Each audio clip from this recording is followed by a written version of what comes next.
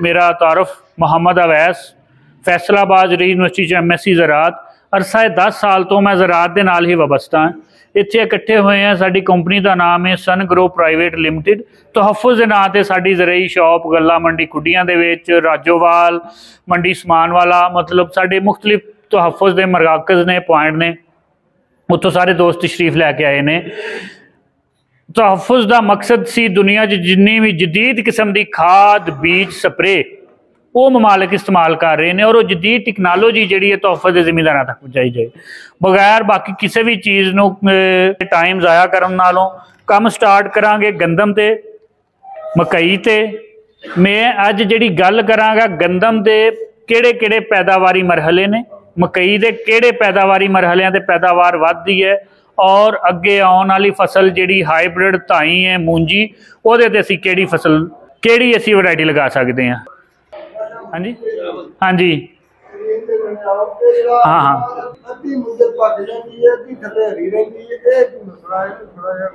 Hybrid मैं तुहानूं दसदा हाईब्रिड का हमेशा मूंजर का उदों मसला बनेगा हाईब्रिड की मूंजर का उदों मसला बनेगा जो यदी ओवर पनीरी लगेगी। मेरी गल नूं गौर करना थोड़ा जा सिर्फ 1 मिनट जो यदी 35-40 दिनों तो उत्ते की पनीरी लगनी है ना वो जो साडा विच एक टांडा जा ना एक तीला उन्हें मूंजर बनानी शुरू कर दी और वो जोड़े 1-2 नालियां ने ना उन्होंने पहला मूंजर कढ़ लैनी बाद फिर असी पिछों ठोकनी यूरिया उन्होंने कच्चा करने लिए उन्हें फिर फोट करनी शुरू करनी वो जड़िया पहली वाली मूंजर का तो दूसरी वाली मूंजर का 10-12 दिनों का फर्क पैना। ये 90% कढ़ के देखियो है मैं ना मैं एक ही मूंजर जी अद्धी पक्की कच्ची वाला काम है ना हाईब्रिड के भी उस टाइम मसला आएगा जो खाद लेट जाएगी। ये मैं तुहानूं दसदा हाईब्रिड का तोहफ़ुज़ 413 का मेन असूल यह 35 दिनों तक यदि खाद मुकम्मल कर दो 35 दिन कहने 35 दिनों तक लेना इन्ना बुचड़ होया जिम्मेदार कहता ले कुछ भी नहीं इनू मैं इत्थे किवें खाद मुकम्मल करदा 35 दिनों तक खाद जी पानी है उन्हें असर 50 दिनों तक रखना। असी 45-50 दिनों के फिर पा रहे हैं 55 दिनों के तोहफ़ुज़ 413 मूंजर बाहर कढ़ लेंदा वो फिर जी लगती है पौधा फिर कच्चा होंदा वो जी पहली वाली पक्की होंदी बाद वाली नूं फिर पिछों ताकत मिल रही होंदी। ये हमेशा यूरिया का या ओवर पनीरी का फर्क पेगा यूरिया या ओवर पनीरी हाईब्रिड के। दूसरी मैं अगली गल तुहानूं दसदा मैक्सीमम 27 दिन की 28 दिन की। अगली गल जेड़े साडा तोहफ़ुज़ 413 है ना यदा दरम्याना कद हर पौधे का साइज़ एक जिहा है यदी मूंजर एक टाइम तो पकेगी ਜਿਹੜੀਆਂ वैरायटियां का कद थोड़ा जिहा ज़्यादा होएगा उन्हों का कद उच्चा नीवा होएगा वो मूंजर एक टाइम से नहीं पकेगी। तोहफ़ुज़ 413 की सब तो बड़ी खासियत यह है कि पूरे खेत के 1 इंची का भी फर्क नहीं निकलेगा पौधे क्योंकि असीं डायरैक्ट चाइना तो लै रहे हैं बीज। चाइना के बीज बनाने की लैब सही है जबरदस्त उन्होंने टेक्नोलॉजी ठीक है। ज़्यादातर कंपनियां इस टाइम इत्थे बीज बना रही ने इत्थे लाड़का ने बना रही ने बीज कोई बहुत सारा पाकिस्तान जो हाईब्रिड बीज लाड़का ने बना रही ने। हाँ जी ये हाईब्रिड की अच्छी बिजाई का टाइम है तुसी 15 अप्रैल तो इनू काश्त कर सकते जे खेत मुंतकली की और बेहतरीन यदा आ कोई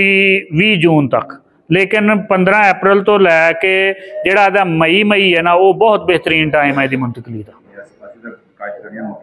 मक्की की जगह के दरम्यानी काश्त बोल देंगे वो ये लेकिन हुण पिछले 2-3 सालों तो साढ़े मसला आ रहा कि जेडे ज्यादा अगेते है ना वो शुरू च गर्मी पैंदी ज्यादा पिछले साल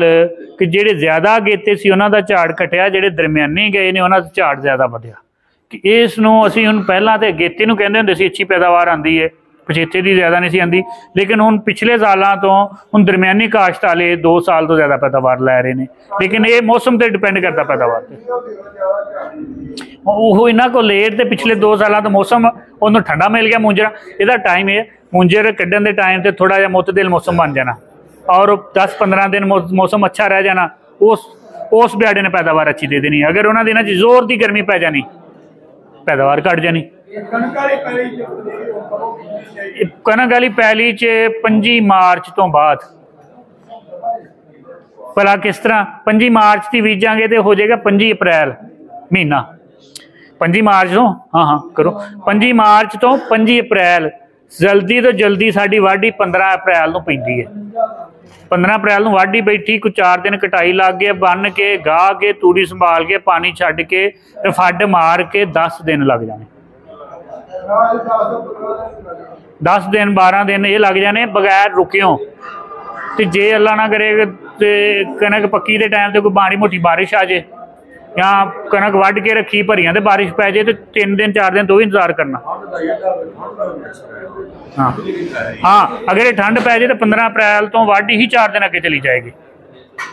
अगर ज़्यादा गर्मी पै जाए तो 3-4 दिन पहला भी वाढ़ी हो जाएगी।